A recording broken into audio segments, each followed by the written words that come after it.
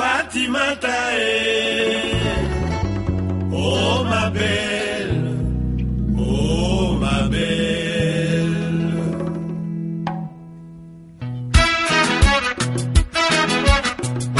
Rumba Music.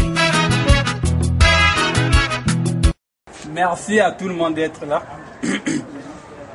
Et l'ordre du jour va se dérouler d'une manière suivante. D'abord, il y a eu la présentation de tout et chacun. Après la présentation, il y aura le débat.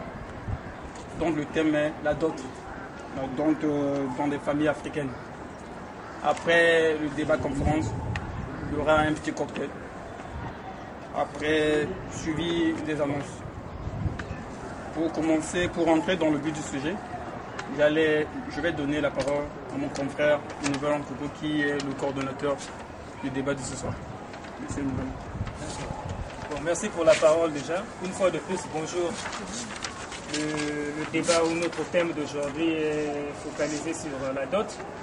Donc, ce qui est d'abord avantageux, c'est qu'on est tous des Africains. C'est comme ce qui est créé la Coco Club, Club des communautés panafricaines du progrès. C'est vraiment intéressant de pouvoir lire cela. Les gens qui seront en fait disposés pourront en fait donner une définition concrète sur la dot. Et après, nous allons essayer de concevoir un peu comment est-ce que ça se passe. Là, en fait, nous sommes entre nous, donc je veux dire, entre nos frères africains, bien sûr. Donc, on va essayer en fait de donner en fait une vision un peu élargie sur ce que c'est la dot, comment est-ce que ça se passe en fait, d'accord? Voilà, une définition d'abord sur la dot. S'il y a des gens qui peuvent se proclamer volontaires pour nous définir ce que c'est la dot. Comment est-ce qu'on comprend la dot avant que nous puissions entrer dans le vif du sujet? Pour moi, la dot, c'est une somme symbolique que le mari qui prétend épouser une fille doit verser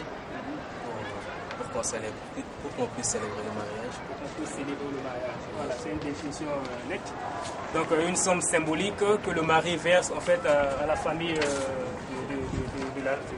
de sa femme, s'il faut le dire, de son fiancé, parce que c'est pas encore femme. Pour pouvoir célébrer le mariage.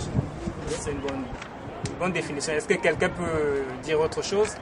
Parce qu'il faudrait qu'on ait tous une bonne idée nette sur la dot pour éviter que certains d'entre nous puissent dérailler, hein, pour éviter qu'il y ait des gens qui seront hors sujet. Donc. La dot, c'est le mariage, pour moi, c'est les préliminaires du mariage avant d'arriver au mariage civil ou au mariage à l'église. Il faut passer à la dot.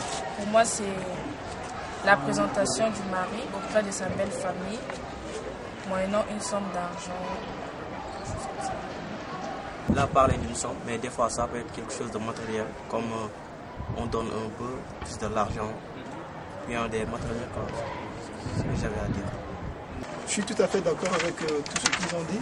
Et moi, par contre, j'ajouterais que c'est pour nous, les Africains, quand on dit la dot, c'est un mariage coutumier. D'accord. Sachant que nous venons en fait de différents points du monde, donc ça sera vraiment idéal, très important que nous puissions avec nos frères sénégalais qui sont là bien sûr, ils vont essayer de nous expliquer aussi comment est-ce que ça se passe ici. Bon, nous ici, il y a certains qui sont un peu du Congo, il y a certains qui sont peut-être du Gabon. Est-ce qu'on peut aujourd'hui cerner le sens, encore l'importance exactement de la dot? Dans notre religion musulmane, il y a la dot, c'est quelque chose qui est indispensable pour que le mariage entre l'homme et la femme soit béni par Dieu.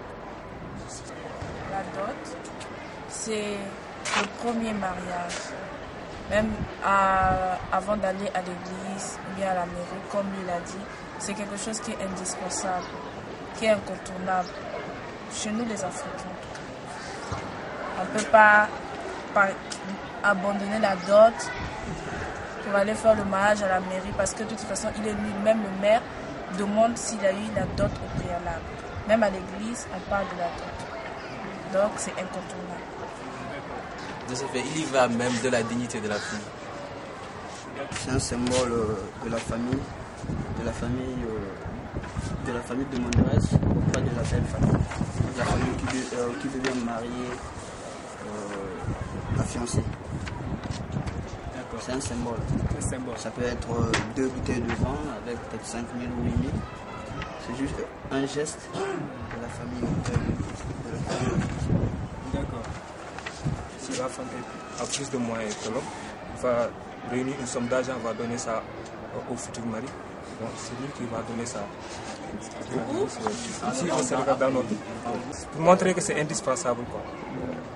Si, par exemple, je voulais me marier avec celle-là et que je n'ai pas les moyens, alors qu'elle, si elle va réunir une somme d'argent, elle va me donner ça, je vais aller apporter ça à ses parents pour qu'on fasse le mariage. Moi, j'ai assisté à des mariages. Moi, par exemple, quand mes soeurs se sont mariées, il y a eu 3 processus. La première, c'est la présentation.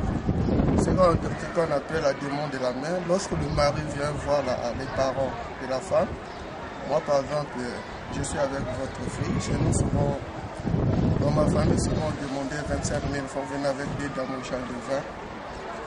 Maintenant, lorsque les parents vont vous autoriser, la famille du mari va envoyer une lettre. Nous, on veut demander la main de votre fille. Après, vous, la famille de la femme, vous allez rédiger tout ce que vous voulez. Les vestes de la papa, les pains de maman, avec une somme. Après, ils viendront pour venir donner la dot. Puis on accepte votre dot. Maintenant, vous pouvez continuer dans le processus avec le mariage religieux ou avec le mariage à l'étation. Donc, si on comprend bien, il y a maintenant. Quelle est la nuance entre présentation et dot finalement? C'est une question. Les présentations, c'est le futur mari, enfin le prétendant, parce que là il n'est même pas fiancé, qui vient auprès des parents pour dire que moi je suis intéressé par votre fille et j'aimerais bien qu'elle devienne ma femme. Donc tu viens, tu te présentes d'abord auprès de la famille et c'est après ça, si la famille l'accorde, que vous pouvez faire la dot. Parce que la dot, nous disons que ce sont des préliminaires, mais ça ne l'est pas, parce que la dot, en réalité, c'est le mariage. C'est le mariage coutumier, c'est le mariage qui même, on dit à l'église, si on le demande souvent, c'est parce que nous voulons la bénédiction nuptiale. À l'église, à la mairie et tout, on y va pour le mariage civil. Mais avant tout, si on demande la dot, c'est le mariage auprès des parents. Parce que c'est leur consentement, c'est eux qui donnent leur fille. C'est vous qui demandez la main de leur fille. Donc pour cela, vous devez venir auprès d'eux pour qu'eux ils acceptent ce mariage-là et qu'ils vous mettent ensemble. Donc c'est un mariage la dot. Mais comme c'est le mariage coutumier, voilà pourquoi on dit que ça doit se faire avant tout autre mariage, que ce soit civil ou bien religieux. C'est le mariage carrément. Voilà la différence entre la présentation qu'on fait très souvent au Congo. Tu viens, tu te présentes d'abord et puis après tu pourras venir épouser leur fille. Donc si tu veux, tu peux t'arrêter à la dot. Là, vous êtes mariés et elle peut habiter chez toi, vous pouvez même faire des enfants parce que vous êtes mariés. Et si vous voulez, vous pouvez continuer avec la mairie ou bien à l'église. Là, ça ne dépend que de vous. Mais la dot, c'est le mariage. Par rapport à ce que Tali vient de dire, je suis au niveau de la présentation. En fait, chez nous, en fait, il y a une manière, au lieu de vivre une vie de copinage, par contre, les parents, à un âge donné, on vous autorise de pouvoir te présenter. Tu peux présenter ton mari. S'il a un peu les moyens, il est responsable. À ce moment-là, il emmène quelque chose, des bouteilles de vin ou quelque chose, pour se présenter. Bon, c'est une manière de passer par la porte au lieu de passer par la fenêtre. Donc, en quelque sorte, c'est ça.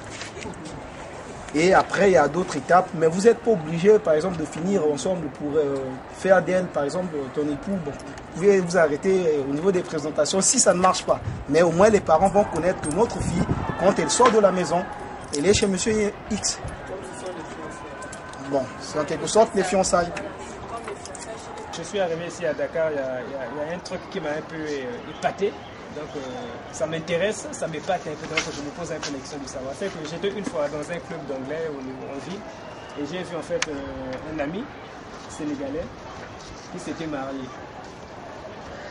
Il était en train de témoigner, en train de dire que voilà, ma cérémonie s'est bien passée. Et après on lui a posé la question de savoir quel âge avait-il. Et il dit que non, bon voilà, j'ai 24 ans.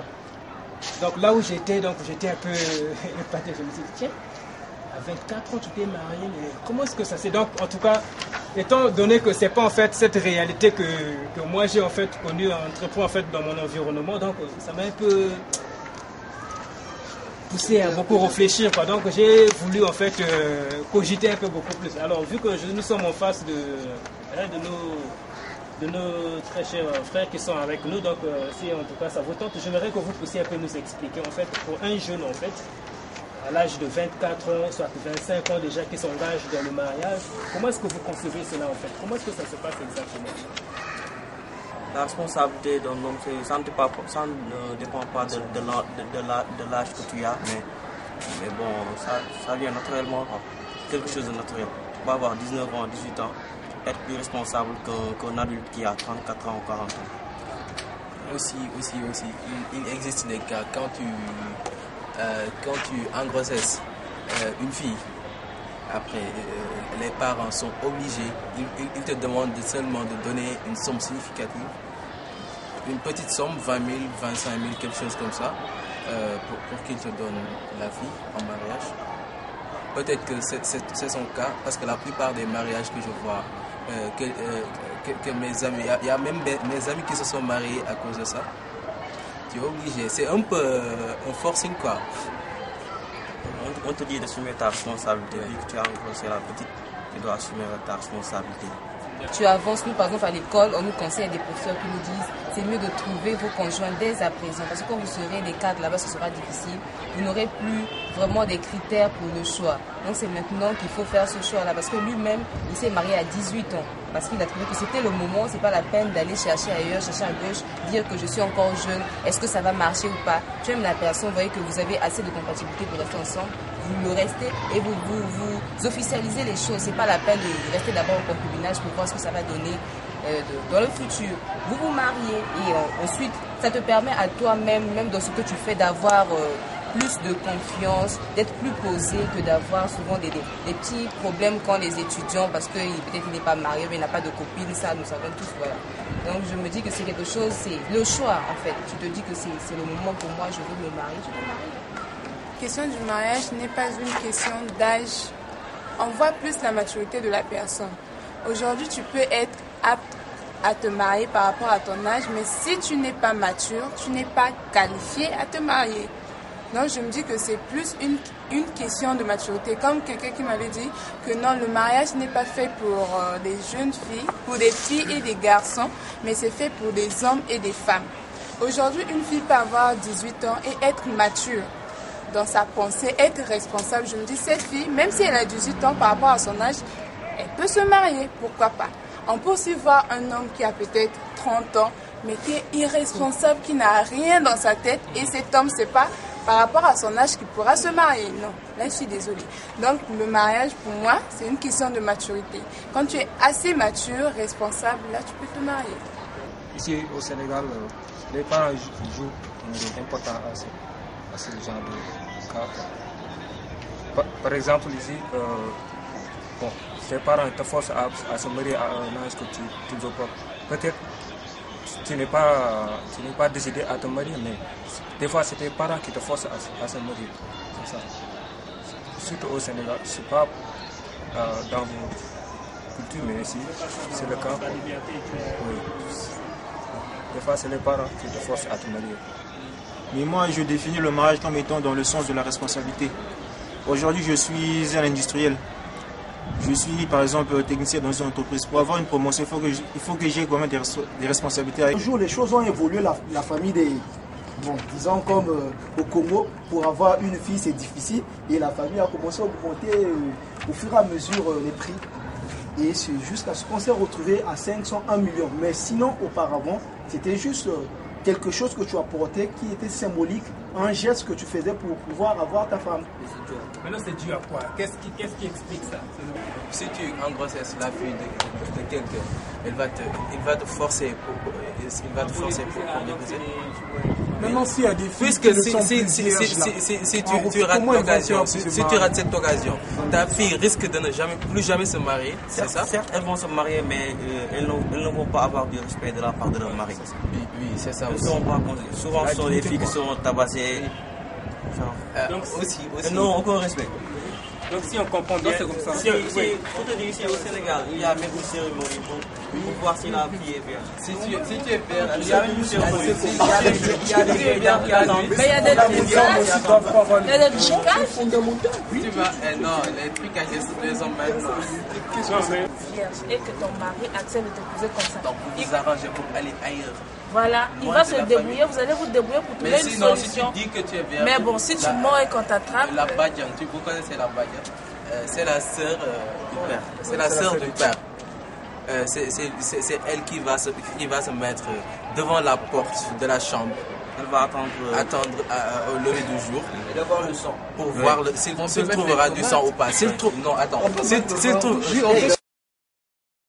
Libala esini motema na pesa na yo na kabina ngazene bozoba na sala na lutisa bolingo ipai na yo confiance na pesa na yo baba obaki na mayo fote na yo moko